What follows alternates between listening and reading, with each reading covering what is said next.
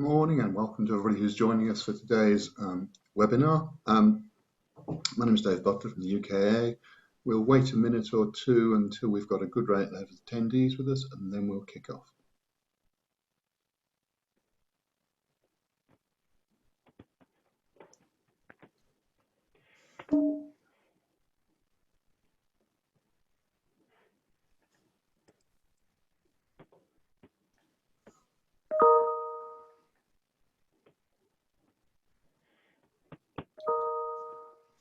Good morning again for everybody who's joining us. My name is Dave Butler from the UKAA. Welcome to today's webinar. We'll just wait a moment until we've got everybody on board, and then we'll kick off.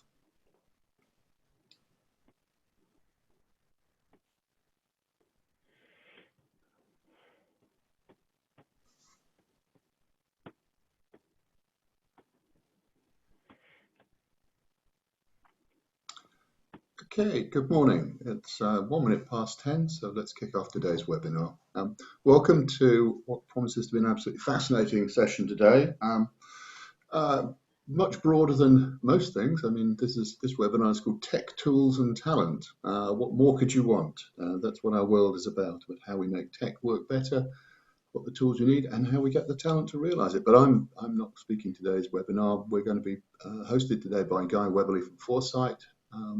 Fascinating company, and every time I speak to Guy, I come away with more questions and answers because he's a really thought-provoking speaker. We've got a great panel with him. But we'll just kick off. Before we kick off, I'll just remind you that the panel are going to speak for a bit. You do have the the Q&A function and the chat function. If you want to raise some questions, do send them in. If you want to chat, if you want to say something to the panel, equally use the chat function. So again, welcome. This is another in a UK series of webinars, hopefully illuminating the world of build to rent and the factors that make it great, and the factors will make it greater. And I'd say today's webinar should be really interesting. But that's enough me talking. I'm sure you'd much rather hear Guy and the panel talking. So Guy, I'll hand over to you if I may. Thank you, Dave. And yeah, really appreciate you letting us host this webinar with the UKAA. So yeah, my name's Guy Adderley. I'm the UK country manager for a Kiwi-founded business called Forsite. We help organisations who own, develop, manage and occupy buildings to keep their staff, service providers, contractors safer on site. We do this with smart automation tools. We're very fortunate where we get to work across a really broad sector. And with that, we get to work with lots of different individuals, from property managers to construction individuals. And from that, we've amassed a lot of information. And this has kind of led to today's talk on tech, tools, and talent. This has been a huge shift of what we're doing. So the core of it is stemmed from over the last 5 years. The industry is really focused on turning offices into kind of these home-like experiences. So we're looking at the creature comforts, relaxed breakout areas. We've got on-site services and a big focus on technology to kind of connect lots of people, from the landlord to property managers to occupiers and lots of external services. But nobody could really foresee a global lockdown, and lots of people's homes were really not geared up to work remotely on a permanent basis. This has caused challenges for everybody, from our own home makeshift offices to unreliable internet connections, to juggling childcare, home life, and more importantly, retaining our own mental well-being. It's really clear that tech has played a vital role during this pandemic, proving it's given us communication, we've got access to key information, medical developments, keeping us safe, and hopefully returning back to a little bit of life as we knew it. The pandemic has also reconfirmed the importance of human interaction, quality time spent with friends, family and colleagues, and is really shaping our view on what real estate space actually is and what purpose it serves. So joining us today on the panel is a really great mix of skills, backgrounds, experiences and opinions to take a deeper look into the technology, tools and talent we need in real estate today. So yeah, if the panel in no particular order could introduce themselves. If we could start with Nicky, that'd be great. Hi, good morning, everyone. So I am Nicky Wightman. I am the Director of Global Occupier Trends at Savills.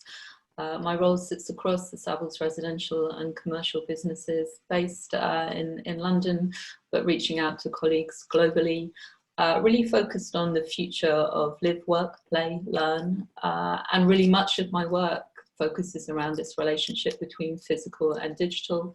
And so technology is a key part of my world, my life, my day-to-day.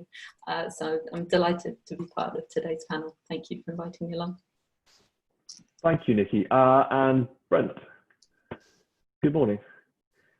Morning, Guy, and hello, everybody. So my name's Brent Stojanovic, and I am a director at Navana Property Group. So for those of you that haven't heard of us, Navana Property Group, we are a relatively young property group, although growing quickly. And our sweet spot really is consultancy and the management of residentially led mixed use schemes, which typically are regeneration based, but may not be. And also dedicated BTR places, spaces and schemes as well. And we offer a degree of consultancy from experience all the way through to design for management to operational cost modelling, the management and integrated operation of these places and spaces as well. Now, when it comes to what we think is important, tech, talent and tools, absolutely. Hence, I guess, why I'm here with this great panel today to discuss a few of those points. But we invest in our own proprietary tech agenda. We take customer experience and resident experience very seriously within our business, and we think that's a key battleground for anyone and everyone who wants to be successful in BTR, particularly going forward into the future. And we also think very carefully about how the place connects with the people that live, work and play there as well. So there's a degree of dedicated placemaking and place shaping specialism within the four purple walls of our business as well. So that's a little bit about us, and I'm really looking forward to getting stuck in. Thank you, Guy. Cheers, Brent. Louisa. Good morning, Louisa. Morning. Hi, everyone. I'm Louisa Dickins, co-founder of LMRE, which is a specialist prop tech recruitment firm. But we have a huge division called LMRE Living, which is headed up by Martha, who hopefully a lot of you know. We cover sort of build to rent, PRS, student accommodation, co-living and retirement living sectors. And the roles we sort of cover is anything from operations, leasing, investment, to the tech side, customer success. So fairly varied, but all things sort of build to rent. And nice to meet you all. Thank you, Louisa. And finally, Michael. Thanks very much, Guy. Good morning, everybody. My name is Michael Crawford. I sit as the Head of Technology for Colliers International UK, specifically in the investment property team for the management of that, and predominantly working in the industry as a consultant as well to advise people via various channels, usually virtual at the moment, to help them understand technology, the vital role that that can play within their business, and help them embrace the change and not to be afraid of it. But coming back to the Colliers hat, as many of us wear these multiple hats these days, what we are aiming to do in the market is focus on disruption, change, and attracting and retaining the top talent and the top tenants and occupiers within our properties. Perfect. Well, guys, thanks ever so much. And as Dave said, please do, if you have questions or you would like to raise your hands, please do. Hopefully we can get round to answering as many of your questions. But yeah, Michael, kind of interesting, you mentioned wearing kind of lots of hats. Over the years, we've seen kind of property management evolve, looking at the expectations of what those individuals need to do. So keen to get your thoughts, Michael, and your take, because there's been a huge emphasis on the return to work. Kind of it's what a lot of people are talking about. How can they get us out of our home offices back into the offices we used to do? But if this is going to be slow, I'm interested to find out your point of view. If you think office tech will move into the home environment, are we going to start to see some of these core pieces of technology in our day-to-day living at home? And if so, kind of how would that work, and would it work from the offices to your home? Yeah, I think so. Really good question. We have tons of tech in our home already. That we have more in our home than we do our office, which is quite scary. But the office is tending to get more and more that's relevant these days. And with the world of the internet and having IP addresses and everything else, from sensors all the way through to cloud-based systems, softwares, there is no reason why you can't have a hybrid solution. They've been around for many, many years. It's just that the pandemic has positioned it in such a way that people now that want to spend their money in different areas may want to have a few hub satellite office with smaller spaces and homed in spaces, that then they can adopt that tech on a hybrid solution for home and office. So we're all doing pretty well being at our homes or just getting back into the offices. A prime example, if you have sensors for occupancy that you can use in an office, all you need is a gateway and put a sensor under the desk to show that you're at your home desk if people are that worried. There are just simple quick wins of sensors that cost pounds rather than hundreds or thousands, that you can just have another sensor. So no matter where you are, you can see what you're doing, collaboration, speak on all of the usual Teams, Zoom, chats, everything else, as well as community apps. So you can still keep the engagement amongst you and your peers and colleagues. And I think the key thing to remember about it all is, no matter where you are in the world these days, sometimes it's right for some, but sometimes it's not for others. And it's all about having the choice. So if you want to attract the best talent or the top talent to your business in the future, give them choice. If you don't give them choice, you've literally pushed them down where you want them to be. Mm-hmm. With the evolving landscape of technology, it doesn't have to be that way. Yeah, it's interesting. You mentioned a lot of choice, and I think from our side, kind of sitting on the prop tech side of real estate, there is a huge amount of choice. You look at platforms, Unisu, there's kind of 8,000 prop tech companies global, and I think this perhaps poses one of the big challenges of technology is actually identifying what's right. Nicky, I'd be really keen to understand from your view, your role at Savills, looking at kind of trends and disruption. What have you seen, perhaps other sectors? How have they chosen the right technology? Have they kind of looked at research? Have they predicted? Are they kind of talking to their tenants? What can they do to find the right technology, and what should they be doing to find the right technology?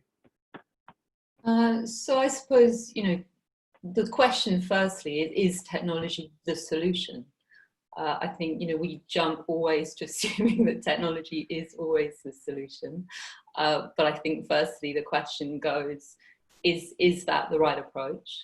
And then really, effectively technology, in my view, is always about trying to figure out what is the problem you're trying to solve, and what is the right technology fit. So being really focused on what are you trying to achieve, is technology the right way to solve the problem, and what's then the right technology, what's the right technology fit. That kind of, for me, is the right way to come at much of this conversation. I think it was great hearing Michael just talking. It feels to me in this space around what we've experienced over the last few months is largely an acceleration into a future that was coming anyway. We already knew that work could happen in multiple different locations, that work could happen at home, it can happen in third spaces, it can happen in transit. And so really the technology fit has to be something that is incredibly flexible. And again, coming back to what Michael said, very much focused on personal individual need, which will look different for different organizations, it will look different for different teams within organizations, and it will look different for individuals. So I think trying to identify what the problem is, whether technology is the right solution, and then creating highly personalized solutions, for me, feels to be the way, the big picture way to come into this. Yeah, I think we already knew we could work from home, and you're right, that kind of this huge accelerant with COVID-19 has made us implement technology. And Brent, from your side, I guess perhaps you and I are going to share some similarity, kind of being relatively new into the market. Keen to get your take on how you as a business have incorporated technology, but actually also interested to find out kind of the technology you as an internal business have implemented and kind of the external tech for your clients and your occupiers kind of during this pretty strange period. So how have you guys found implementing technology for Navana Property Group? Sure, thanks guys. So I think the first thing for me to say on this strand of conversation would be that we don't tend to see things at Navana as internal tech and external tech, okay? And that's because quite often in the world of integration, your back of house systems will feed your customer facing or your client facing systems. And the facts are that if your back of house or internal system doesn't quite do what you want it to do, then the experience you can then deliver through tech externally outside of the four walls of your business can become very rapidly diminished. So we prefer to see this as one holistic, living and breathing technology ecosystem rather than a siloed internal and external approach. I think the key thing to understand about Navana Property Group within this conversation is the fact that as of 2 years ago, we were a blank canvas, right? A completely blank canvas. And so we don't have the legacy issues which some other organisations who do what we do in the market have to face day in, day out. And so for all intents and purposes, we're quite lucky in that regard, and it comes with the territory of starting a new business, doesn't it? So we tend to look at prop tech as an underpinning, the underpinning lifeblood of the business rather than something which is a bolt-on. And because we've been able to build our technology stack from scratch, we've been able to take a proactive rather than reactive approach to how we build out our technology and systems. And the way we've done that is in a consultative fashion, okay? So we spent a lot of time, really important stage of a process for us. We spent a lot of time talking out there in the wild to our clients, customers and residents, okay? And I think this touches on something which Nicky quite rightly mentioned earlier, which is you need to be solving a genuine pain point. So therefore it stands to reason that locating those pain points, both the qualitative data, i.e. the conversations you're having with clients and customers, and the quantitative data is so important, because if you don't have the right insight to develop your tech stack upon, then ultimately you're not going to be in a very good place in a year, 2 year, 5 years time down the track. So from the outset, we worked very closely, in particular with clients when it came to understanding what their pain points were. One thing we heard time and time again from a cross section of clients, whether they be residential clients, whether they be BTR clients, whether they be commercial clients, this was a real unifying piece, was clients were having a real problem understanding the true financial performance of their assets, and had issues with financial transparency, particularly when it comes to how they're managing agents or how their operators are managing the purse strings. What are their arrears positions? What does their service charge budget look like? So on and so forth. After scouring the market, we very quickly came to the conclusion internally that actually there wasn't a composite integrated solution out there in the market which did all the things that actually we wanted it to do to offer best value to our clients. So we focused on that, and we invested in our own external client-facing app, which is called NavTech. You can really think of this as a one-stop shop, almost a banking app for mixed use and BTR property and asset management, which gives our clients in real time a detailed, granular view into their financial performance. If indeed they wake up in a cold sweat at 2 a.m. in the morning and think, what's my arrears position at 128 Shore Road? They can have a quick look at the app, and the app will give them that information. But that only works because we've configured our back of house system to deliver that information in real time to the external platform, which brings me full circle back to the point I led out on, which was we don't really think about internal and external tech. It's just tech, and it needs to talk, and it needs to work. Thank you. Yeah, it's interesting to say there's no differentiator between kind of back of house and tenant systems. I think that have you found that's led from kind of consumers needing that transparency, and how did you know they need that information? You said you did a lot of research at the start. We spoke to people, Guy. The hard yards. We did a lot of heavy lifting. We spoke to a cross section of clients, clients that were known to us, clients that weren't known to us, and we spent some time talking to residents, commercial occupiers, businesses as well. And so, from that work, we're able to build a relatively robust picture of what the actual requirements were, what the pain points were, and how, as a new business, as a new entrant, we could deliver the maximum optimal level of value into our field of play, if you like. Good. Okay. Yeah, it's interesting about delivery. I think, Nicky, this is something you and I have discussed previously. Kind of, you got two polar opposites of technology, which moves really quite fast, and then real estate, which does not move pretty fast. How have you seen, kind of, from working in different sectors, how have you seen real estate being able to kind of catch up with our demands, with kind of the consumer requirements and the ability to deliver? Have you seen other markets being able to do this, and kind of, can that translate to build to rent can act quick enough to our consumer demands? Yeah, I think we have talked about this, Guy. I think this is incredibly interesting. The challenge often within the real estate market is exactly this. Real estate moves at a relatively slow pace. How do you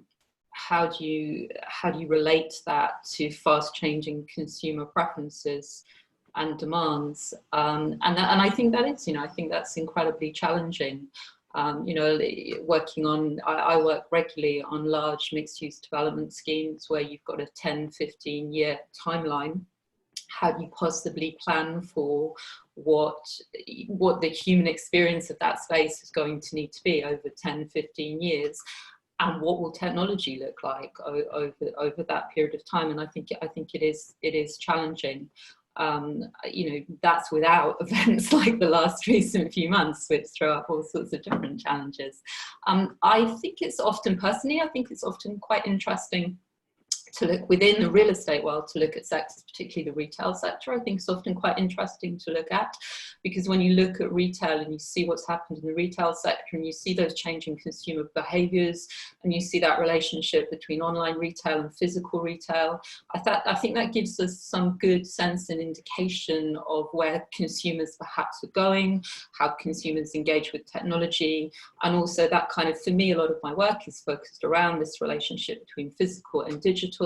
How do you create this incredible experience, which is both an online and an offline experience, which I think for real estate generally, whether we're talking about living, working, learning, play, whatever we're talking about, much of it is this relationship between the physical and the digital, the online, the offline, and importantly, how you bring that experience together for a consumer so they have a completely seamless experience, whether it's digital or physical. I think that's the challenge.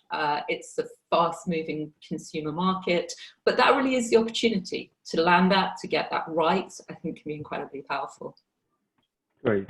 And Louisa, I'd love to get your opinion, because it was Nicky mentioned the kind of that correlation between the digital and physical space. Now, real estate historically has been quite a traditional industry. Kind of, it is bricks and mortar. What are you seeing in terms of your clients' requirements for skill sets sat within technology? So bracing that digital to physical space. Are you finding that's more important, or are they still looking at the traditional kind of skill sets? I think it entirely sort of depends on the client. If it's a real estate investment fund, or say like Savills looking at a digital transformation role, or if it's like, I don't know, say a prop tech business who needs to hire someone to sort of sell their product. I think is knowledge and experience in prop tech necessary?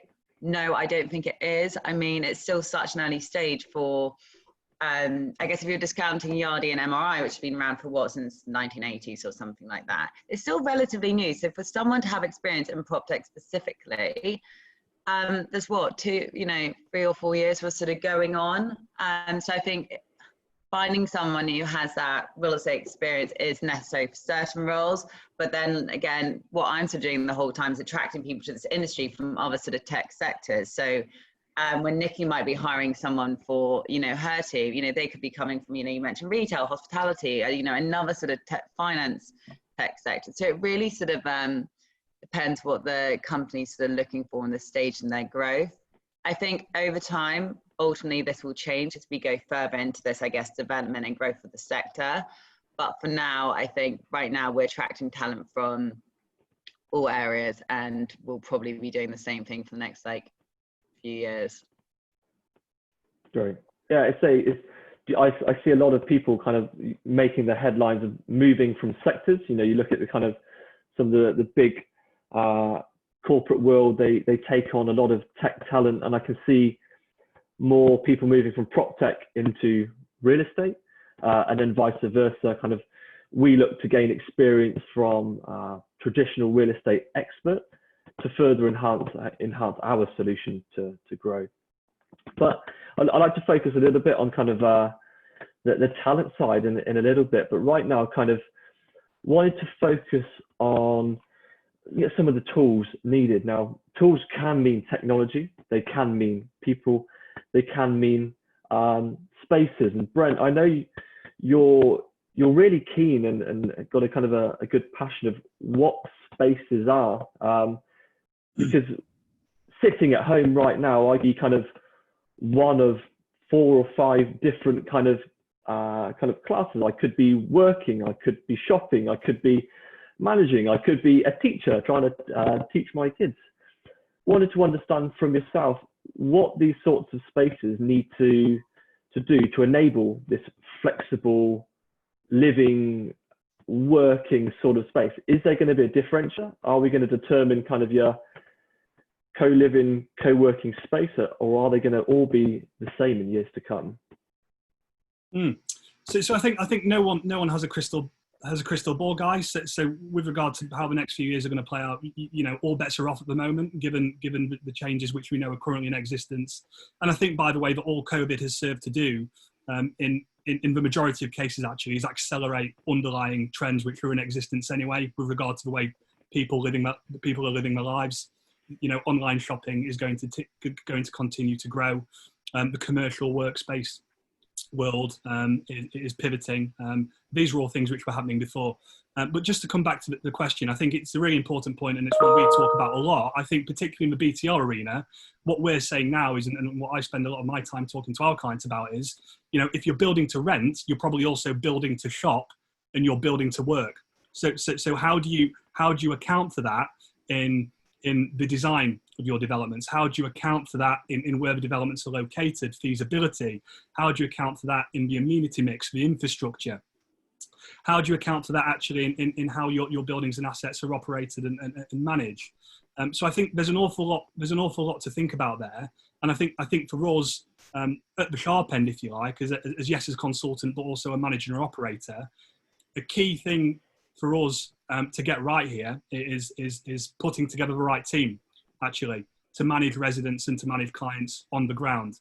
And so when it comes to property managers, we believe that the role of a property manager is probably too generic in August 2020. We think the property manager role is too jack of all trades. It's probably a bit too generalist. So as a property managing agent, and I appreciate this might sound a little strange, as a managing agent, we don't employ anyone with the title property manager. That's not to say that we don't think there are loads and loads of really talented people operating in property manager roles out there. Indeed, there are. We all know them. But we think the role isn't quite right and probably not fit for purpose, given the way people's lifestyles are changing, and given the way then that these spaces are becoming more fluid, and where people live is also where people are now shopping and where people are working. So yeah, an awful lot to think about there for everyone from end to end within the property sector, actually. Nicky, keen to get your views following kind of Brent's statement of kind of property management is too generalist.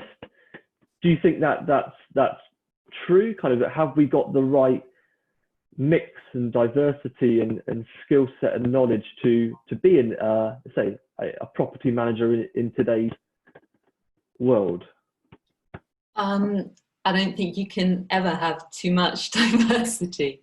And I don't know, real estate traditionally, I'm going to say this, hasn't been known for its diversity, I guess. I think that is changing. I hope it will continue to change. I want it to change faster.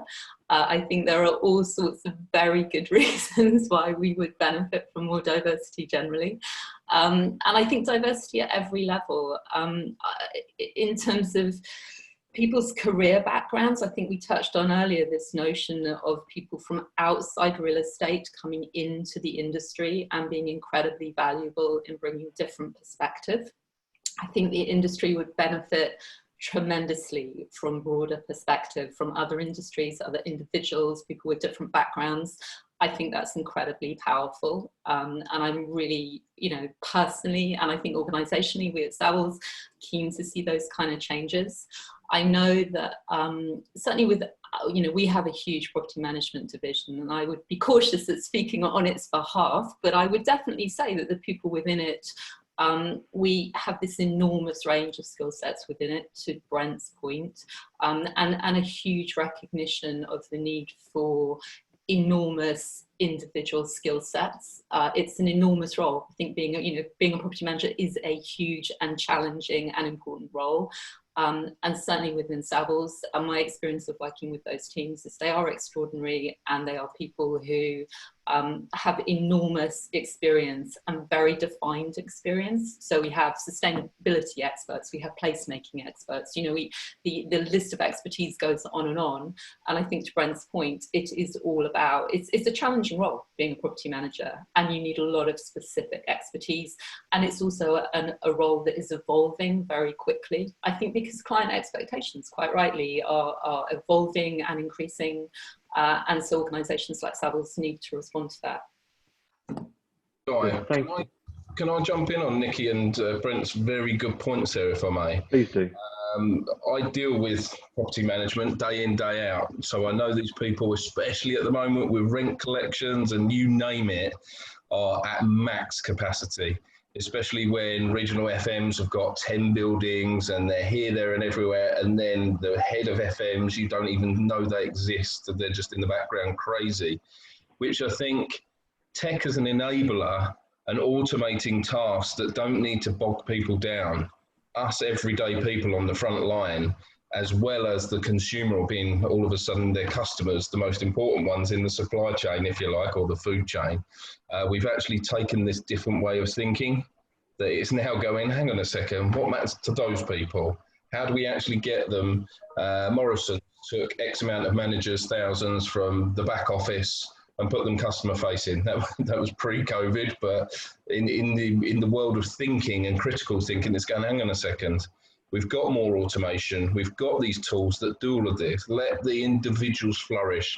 When we employed them, we saw something that was beautiful in them, that was a really good skill set, that they were fantastic with people, for example, and now they're just bogged down with more process, more tasks and everything else, and let alone then say, hey, let's put some more tech solutions and systems and give them even more stuff to deal with and learn.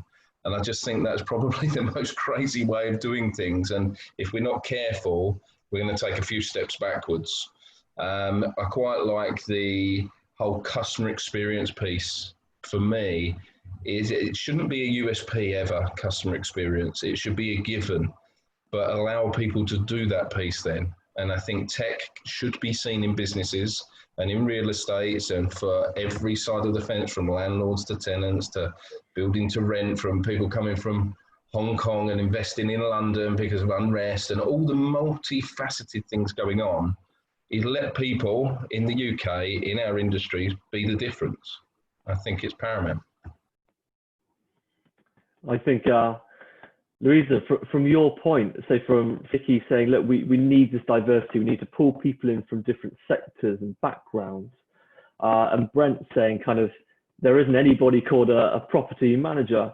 Is this making your life more difficult? Kind of the additional, I am looking for, boom, job title. Now the likes of Brent or Nicky and Michael saying, actually, I'm not looking for a title, I'm looking for this skill set, the knowledge.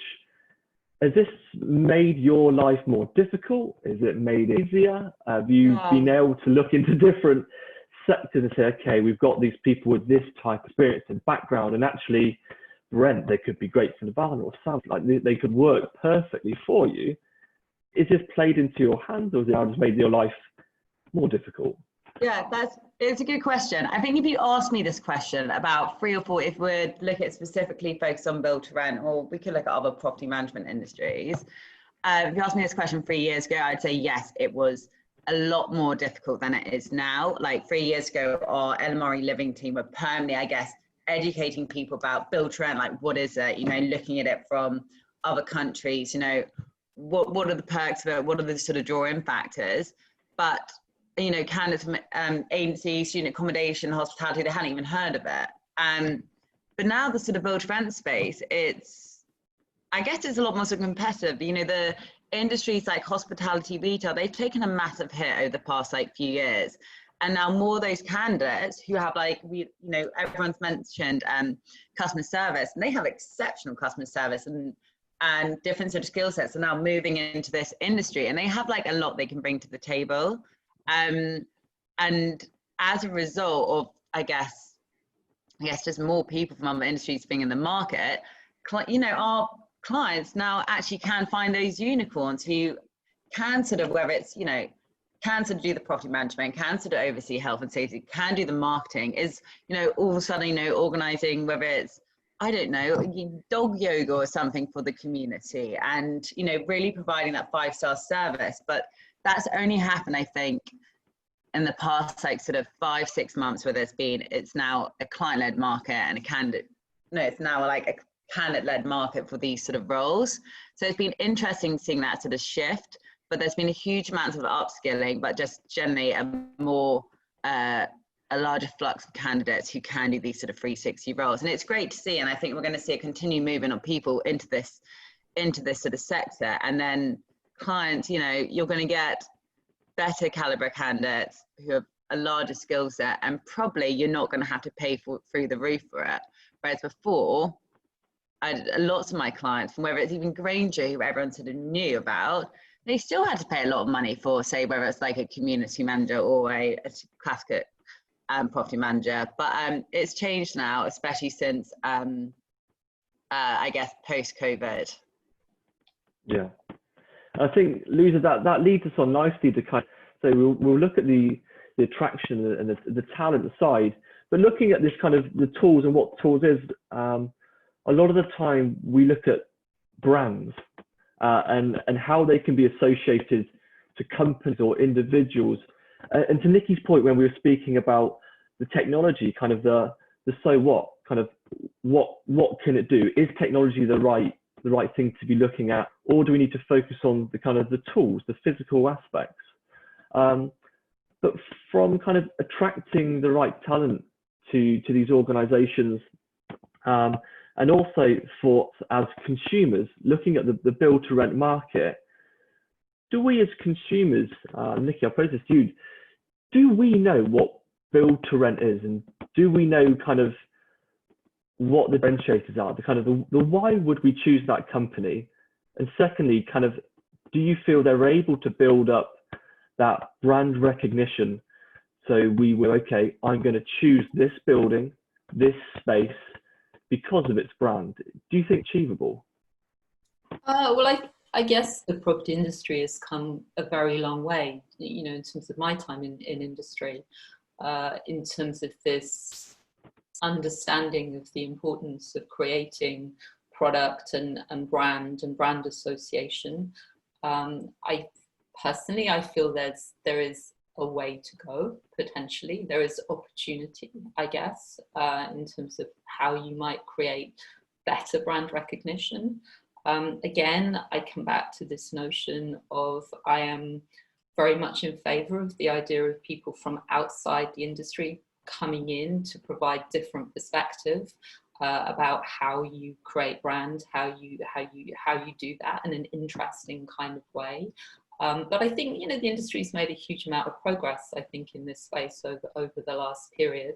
But I would certainly say that there would be opportunity in terms of how you might create a position, brand, a sense of uniqueness. There is clearly there's work to be done there, and opportunity as to how you do that. Great, and I think Brent, going back to yourself in terms of that space, and can it be recognisable?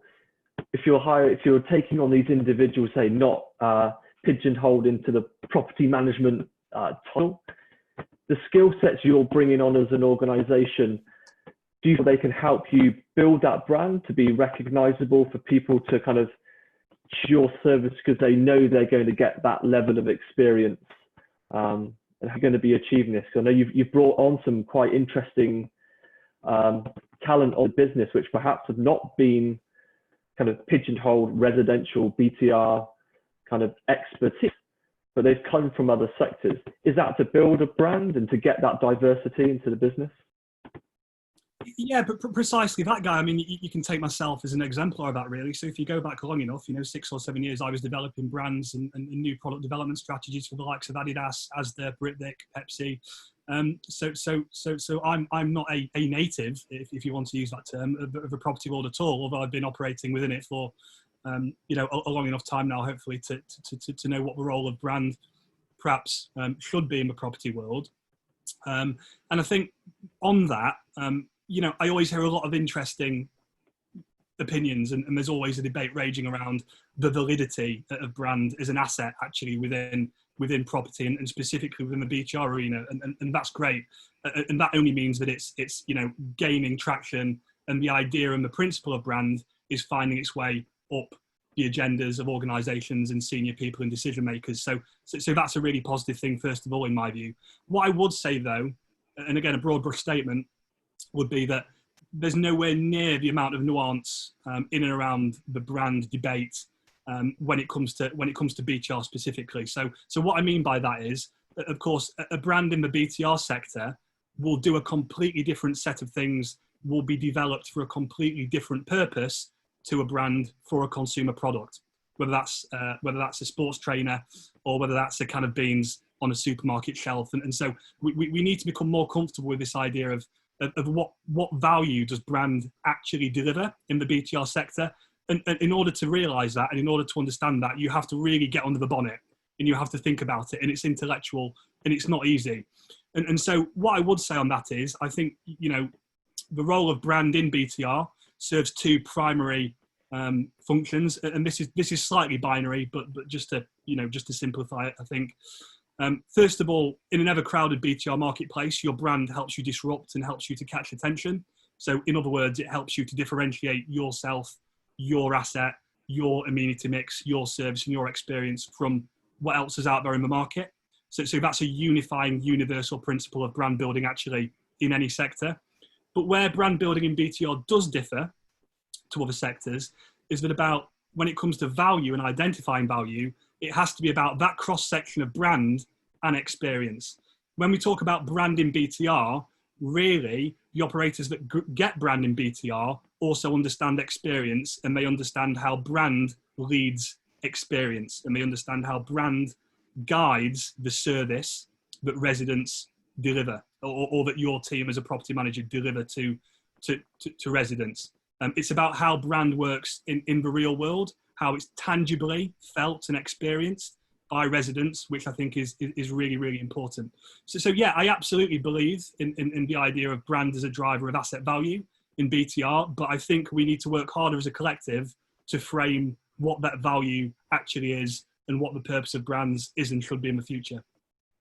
Great, thanks. Yeah, I think, Brent, to your point, kind of brands will help us, I guess, make that choice and actually become a phrase within kind of the software industry of being more sticky. How can we help our clients and make sure that they work with us and be really part of a partner? But I think a key part of this is choice.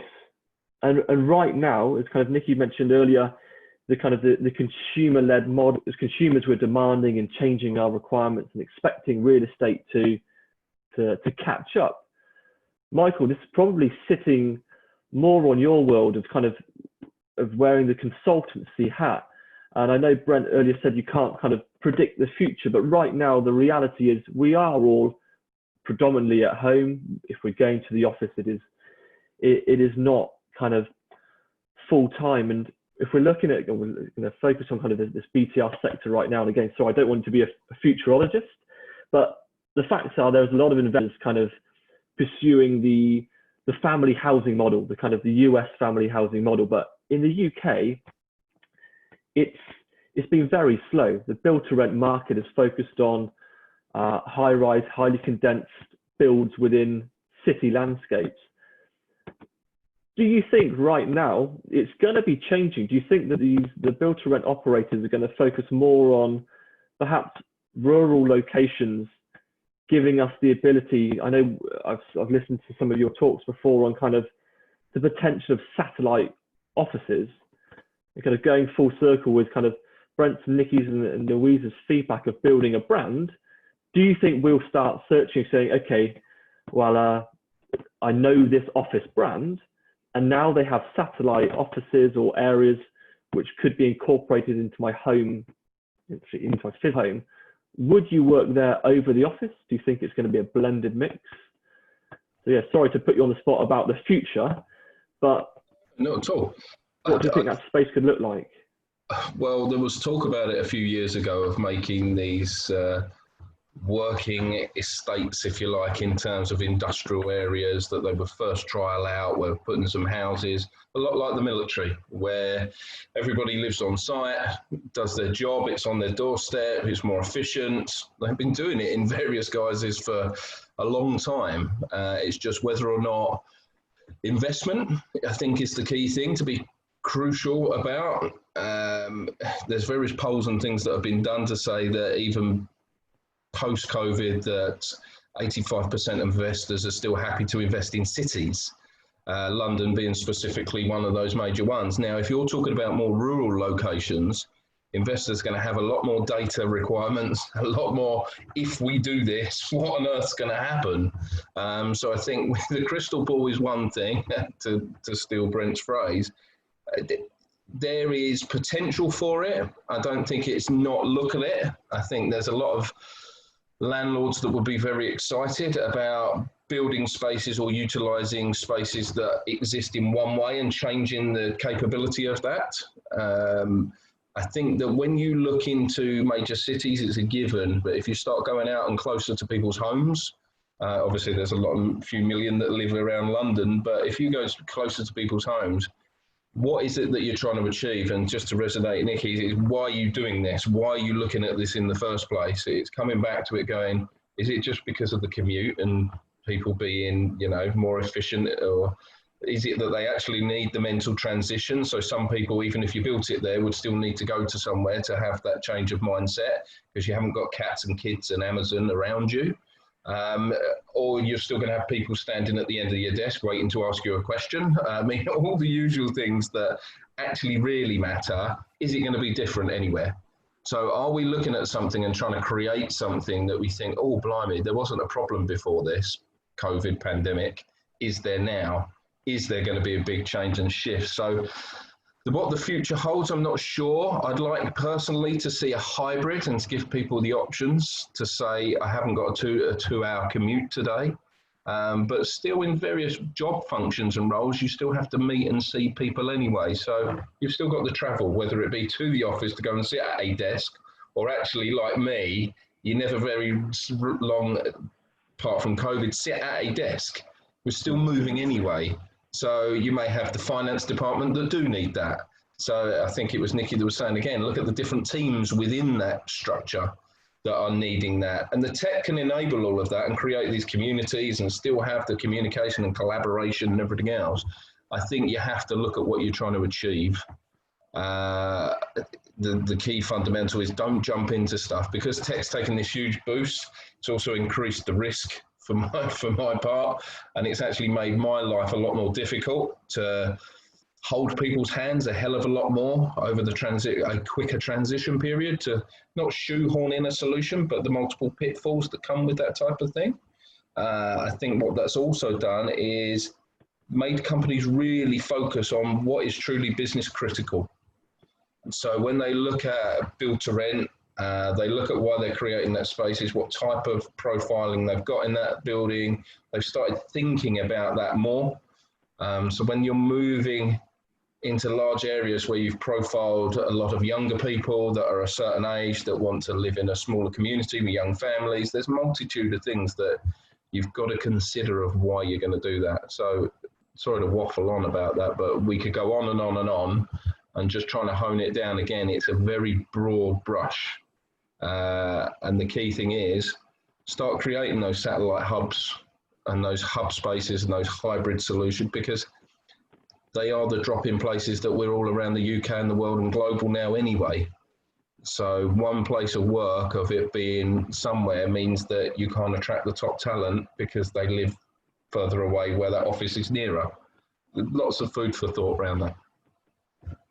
Nicky, then, would you agree the kind of, I know with Brent's thoughts and Michael saying it's going to be a bit of a blended space. We've seen other sectors, primarily retail, have blend and evolve. They couldn't physically just have their shops.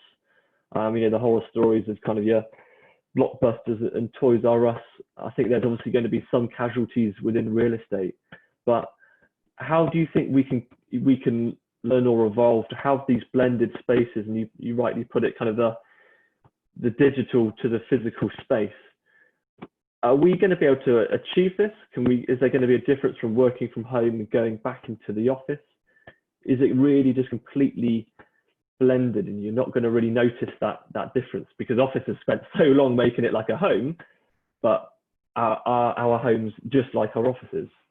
Is it going to be achievable to do this blended space? You know what? I don't think anyone could say that they absolutely have the answer to pretty much anything right now. You know, the world is changing like every day. So certainly at Savills, you know, we've tried to understand what sentiment is around this. We've done a huge piece of work over the last period of months, which I've been part of a broad team working around this, trying to understand sentiment around this future living working piece, which of course has just been an enormous amount of conversation around and comment. So we conducted a survey, substantial survey, to try and understand what people were saying. Our plan is to do that again in the autumn. I think we're expecting that there will be changes in sentiment, you know, inevitably. That's available. We will make it available to people if they are interested in that. There's a huge amount of detail in there about how people were reflecting on their experience of working from home. And I guess, you know, to Michael's point, a number of things come out of that for me. I think it goes back to, I think where we started this conversation, this whole notion of it's different for individuals, different for organizations, different for teams. We will expect to see a lot more choice, a lot more autonomy, I think, going forward, so that individuals have that ability to make choices about where they're going to do their work. I think the transit thing is key. I mean, we've definitely seen over the last period the role that transit plays. And we, you know, as part of that piece of work, we've thought a lot about this relationship of not just where you live, where you work, but how you move between these spaces, I think is incredibly important. And to some degree, I guess there's an expectation of, for some people, this sort of notion of a hybrid. So you will spend some of your time working at home. Some tasks, some functions can be delivered super well at home. Other things you definitely will want to go to a physical space. You'll want to meet colleagues. Certainly when you are trying to get to know a role, when you're new to work, when you're a younger person who's trying to learn how to do work, it's incredibly important to be part of your organization. And organizations will definitely want people to come and be physically present. It's incredibly important at an organizational level that people feel connected in and part of the organization, part of the team. So this kind of hybrid world, I think, where you spend some of your time working at home, some of your time working in a space, this notion, we've talked a lot about hub and spoke, this notion of city centre locations, but also some satellite locations. We're thinking that could be part of the future. So It's an exciting, it's a time of huge change. I don't think anyone can be absolutely certain about how this is going to land, but certainly this sort of sense that our homes playing a sort of different role, and to where we started this conversation, how do you make a home an effective workspace? Not all of us have the luxury of having an office. How do you create an effective space to work at home? And that can be really challenging. Many people have experienced that. So I think lots of questions, but for me, space has always been pretty blended. You can sit in a room and you can be shopping, you can be playing games, you can be working, you can be learning. Real estate puts a categorization around space, in terms of assets. People don't use space in that way. We're not conscious of that as a user of space. And I think that's definitely what we're going to think more about. Great. And I need to say, we've got a few minutes left before I kindly hand back over to Dave. Louisa, we've thought a lot about blended spaces, and I awkwardly asked Michael to kind of predict some of the future, but I think perhaps these kind of satellite offices or spaces where we don't physically need to travel those 2 hours to get to the office is going to start to change. How have you seen talent pools? Because there's a reason why London is kind of so successful. It does attract talent. Kind of people will move to the city to get those good jobs, to be in the right places. How are you finding that in terms of location of talent, meaning that we don't necessarily need to be in the major cities to perform these roles? Are you now seeing from your clients saying actually they don't mind locations where a property manager may need to permanently be on site, but could they do their role remotely with the ability to just be on site a few hours or a day? So do you see location being a differentiator now, and do your clients still need people in the cities? Yeah, I think, again, it sort of entirely depends on the role of what they're sort of performing. Someone in leasing or community manager will always need to be on site, because that's why tenants, or say if a developer wants to keep their, tenant level up, they need to provide the best customer service there. So that will require someone to be on site 24/7. I think if you look at the prop tech side, no, you can do lots of things sort of remotely. But I think going back to what Nicky said, workplace culture and environment is still so important for attracting to the highest caliber of candidate, no matter sort of what sort of industry you're in, what your sort of age is, you still thrive off that sort of social sort of interaction. And that's also how people innovate and upskill when you are in the office environment. Then I also think if we're looking specifically at build to rent again, attracting the right candidates to their site, they'll sort of do it by people sort of, candidates buying into the community sort of feel, like way of life. They hold their interviews on like their Deptford Croydon site, so candidates can really understand, what is life like on site. Grange do a similar thing where they put their employees on different sort of sites, so they can really sort of get a feel for the bigger picture of what the company sort of offers, not only for, for the people who are living on that site, but also what it's like to really work there. And I think if you sort of demonstrate to whoever's joining your company the sort of level of, service you need to provide, and if it's brilliant and they enjoy working there, you're going to get the best people. But then, there's other instances where, who's done this? Like Native partner with a Combrand, and they're sort of, all their furniture on sort of site. It makes people want to go work there. I mean, it's like absolutely beautiful. It's like, the Four Seasons, everyone is attracted to the bigger picture of a working environment. Everyone loves the flexibility of working at home. Like, it's brilliant. You get to see your family and sort of friends more, that you can focus on things. But I think it really depends on what sort of role you're doing.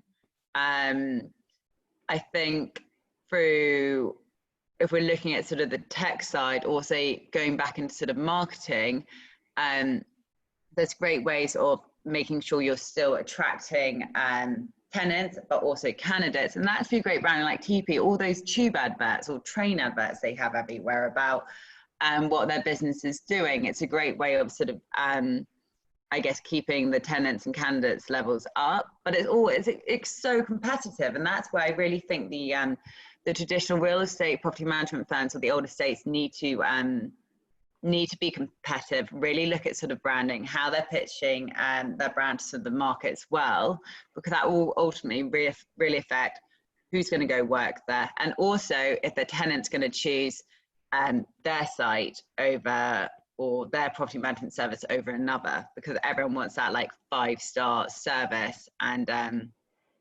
I guess environment. Great. Thank you, Louisa. I'm just conscious how fast that hour has flown by. We could skip some of the really tricky questions, and I just want to hand back over to Dave, but just to say thank you to the panelists. Been really insightful for myself. Hopefully it's helped some individuals to understand the tech tools and talent needed. But yeah, thank you ever so much. Hopefully everybody stays safe, and I'll hand over to Dave.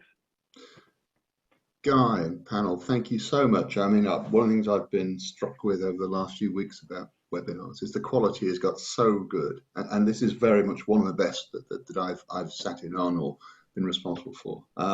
We touched on so many important points. What's the value proposition for BTR? How do you define it? Something that's crucial to UKA's purpose in life. Esports and BTR, Nicky, I mean, we could spend all day talking about that. Repurposing the high street, the Sigma model of out-of-town developments, really, really big sets of questions.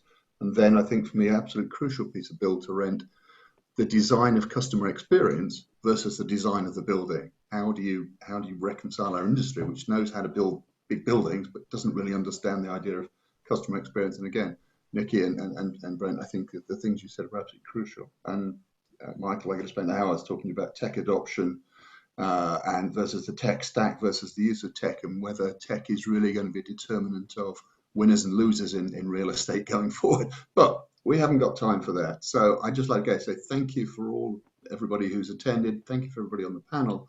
A reminder, the recording, this will be available in a couple of days on our website. And look, join us again for in the future webinars. I think we're taking a break for a week or so, but there'll be another program launching in probably a fortnight's time, and there's lots of things that I've seen already on the list. So thank you again, have a good day, and as Rudy says, stay safe, and look forward to seeing you all again soon. Thank you, goodbye.